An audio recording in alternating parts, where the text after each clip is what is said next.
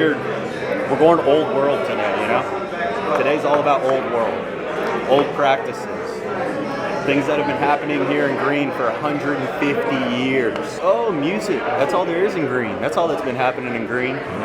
I put on my best pair of Timbs today. I knew we were gonna be working. I knew it was gonna get active. We're gonna be beating the shit out of things today. Hey, baby. What, you don't like musicians? I only date blacksmiths. What's going on, y'all? We're here in Gruene. Music's not the only tradition that's been alive here for about 150 years. We're here at Surtr Forge, and I'm black, smithing today. Chad's our blacksmith. What we're doing, very simple, horseshoe knife. First things first, we're gonna get ourselves geared up. We gotta get some blacksmith gear on. Let's make a knife. I started blacksmithing when I was about 15 years old. College ain't my thing. Decided to pick up some fire and hammer. You guys are lucky. We just got brand new tongs in. While our steel's heating up, we can kind of see the colors changing a little bit as it gets hotter, right? If we take a look at our color chart here, can you go ahead and read off 1800 degrees? Orange yellow. Orange yellow, that is correct. We have a lot of orange in here. I know you hate it. 1800 degrees, like I said before, that's the resting temperature of our forge. When we pull out our steel, it's always gonna be 1800 degrees. Do you know the melting temperature of steel? 1900 degrees. 21, okay. So 1800, we pull out our steel. We start working on it, it loses its heat. As it goes through these colors. When it hits that 1400, that red color, that's when we want to stop. Anytime it's glowing, we're gold. Anytime it's gray, we stay. Hot steel. What is this? On the wall of stupid, you'll see some names, some dates. We slide it into the hole, but we don't go all the way down. We go maybe 3/4 of the way down. Either A, you injure one of us, and we strain it out like so. B, you injure yourself or another student. Now, when we're up to this temperature, it's basically 1800 degree Play-Doh. C, you almost burn down the shop. Hot steel. Or D, you do something so incomprehensibly stupid that we have to memorialize you forever. Pull the lever, Crunk. Correct lever. Good job. Is that about right? That about is 90? Gorgeous. Beautiful. And take a look at that. Take a look at that spine. That's gorgeous. Barely any snake whatsoever. I'm just only seeing one little part right here. Okay. Go ahead, grab your hammer. All right. Knock it down. Exactly like so. Let's take a look. Beautiful. Absolutely gorgeous. Hell yeah. So, blacksmithing tradition dictates, as after you forge your blade, get it sharpened, finished, whatever it may be, the first time you use the knife, the first words out of your mouth are its name. So now at this point, go ahead, set yours on the right side, I'll have the left side. Okay. So it's really whatever the first words are, that's the name. Yeah. Okay. All right. So, be mindful. All right there. Yep. That is hot. All right. Hot steel. Since we're all situated, we got our handles nice and straight, we got our tong, you're good to pick out whichever hammer you want. Should I be hitting with a big heavy hammer, or should I like go with something a little smaller? Well, it depends. Do you have arms for a big heavy hammer? Yeah, dude. All right, grab one. How big and heavy is this thing, actually? Yeah, this is the right hammer right here, is that right? Ah, okay. I see. So are you saying size matters? Well, depends, right? I can move steel just fine with this, but I can move steel more precisely with a different hammer. I like to use this one just to say, hey, I can do it. So what you're saying is not about the size of the hammer, it's about how you use it? Motion of the ocean, baby. Love it.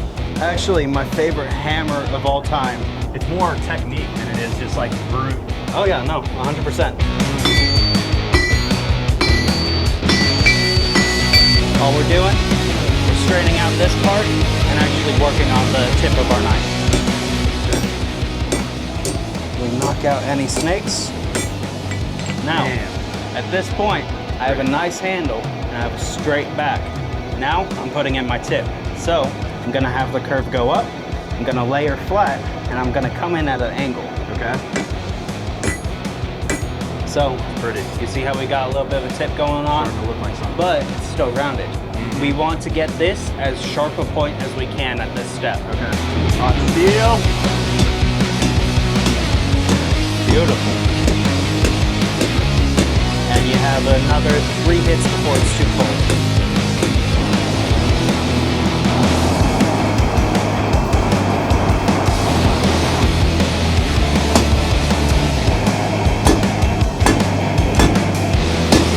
All right. Beautiful. I'm orange hot. Hold her flat, and I'm gonna focus my hammering to only the blade's edge. I'm gonna try to avoid hitting on the spine too much. Okay. I'm gonna hit on the spine a little bit to clean it up, but I'm gonna focus all of my pressure on the edge. As I do this, you'll see it naturally just starts getting wider, right? We want the edge to be nice and wide, nice and wide. As we hammer on our blade's bevel, getting a nice sharp edge, we're naturally going to curve upwards. See how it's curving? So we knock it out just like so if we don't want it.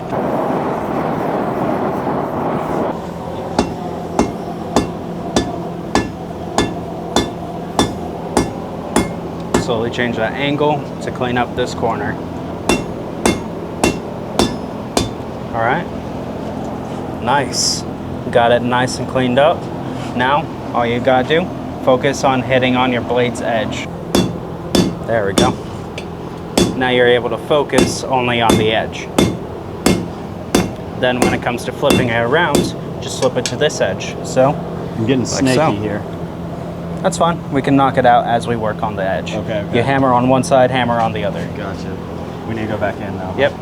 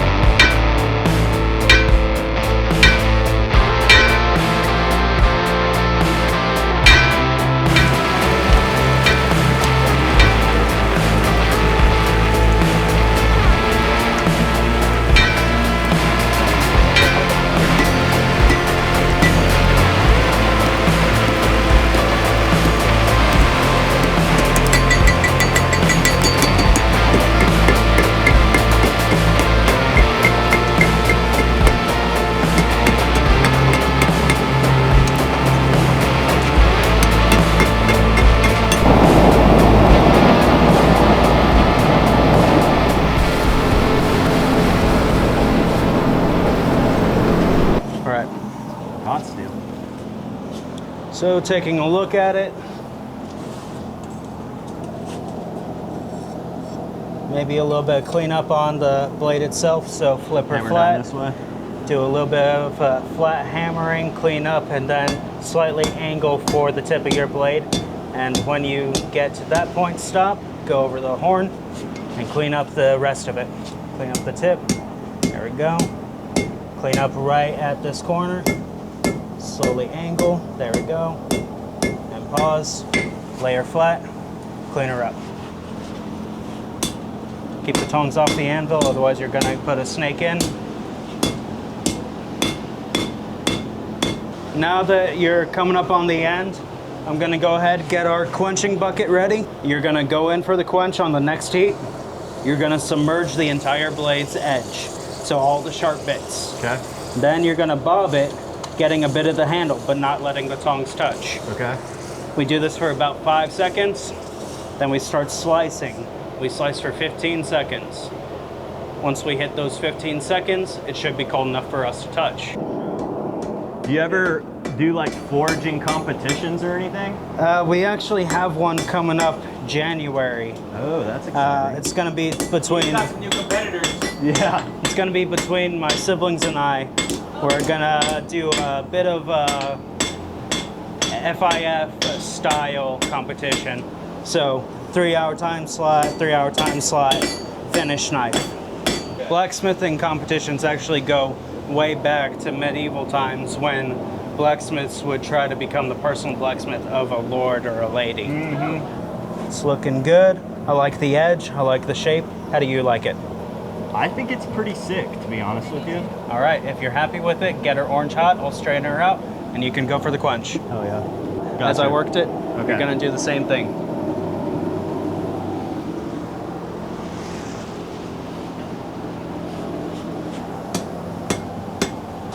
All right, let's see.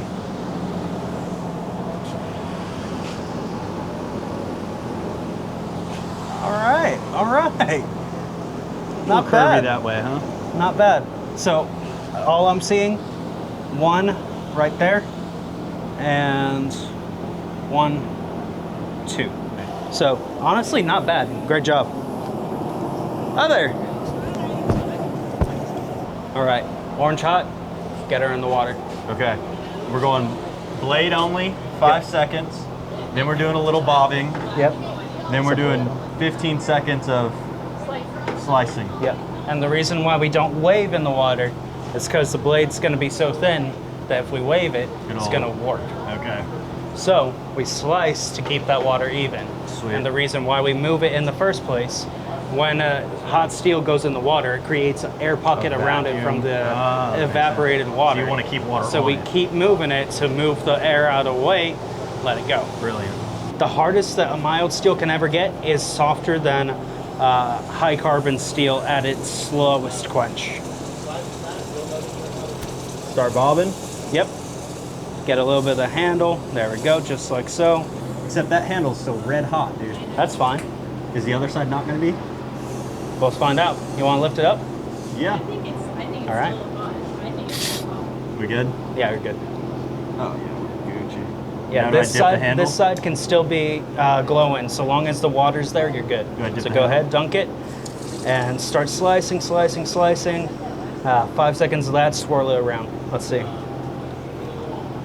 Okay, that's good. Let's go. You happy with it? I'm very happy with it. Good. Chad, you're the man, for real. This is so badass. Does it look like a knife? My brother Jesus is gonna take over for you guys. He's gonna take y'all back, start grinding on the knives. Dude, you're the man. Yeah. Thank you so much. No bro. worries. So the nice thing when it comes to blacksmithing is it's not meant to be a fully forged finish, right? Especially not for beginners. Okay. For most beginners, you want about 80 to 85% of the forging done before grinding. The grinder will then take care of the rest. Shape it up, get it. As you get more and more experience, obviously, you're going to do a lot less grinding, right? But until then, just save yourself some makes arm sense. strength, right?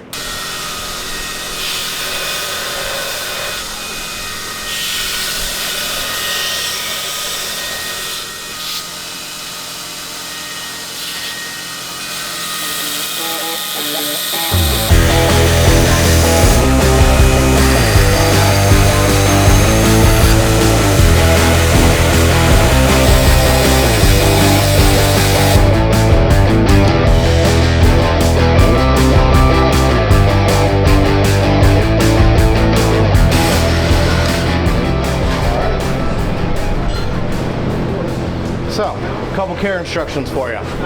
First and foremost, have you ever stropped a knife before? Strop. Great. No? Alright. You've probably seen it in older movies or TV shows with barbershops specifically. You'll see them with the straight razor. They'll pull out a piece of leather. They run the straight razor back and forth. So that's stropping. Okay. Right? On all knives, you should do it. On these, because it's a softer metal, you want to do it a little more often. Okay. Right? Basically, you're just going to grab your leather. If you don't have leather, denim jeans work just as well. Not while you're wearing them. Right? Pull it fairly tight. You're going to set that edge down and then pull away from the edge. You flip it over, same thing on the other side. You should not be putting a lot of downward pressure. If you do, you're going to damage that edge, right? And then you'll never have a sharp edge. You can do a full length pass on either side, or I see a lot of people, they do just one small section and will slowly work toward the tip. That doesn't matter, right? Do it whichever way makes it easier for you. Other than that, she should chafe. All right. Handle first, always. Frog lube.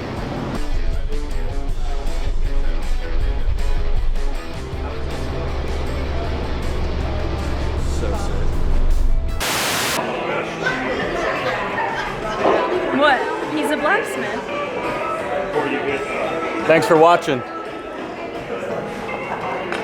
Episode 6.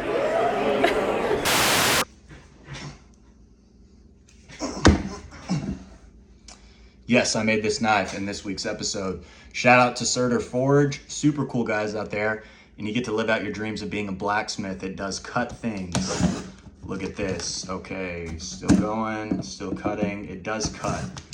All right, we're still cutting. Okay, well, a lot more tape on here than I actually thought there was.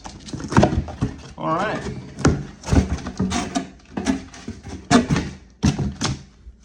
Look, I just want to show y'all it does cut a lot of things.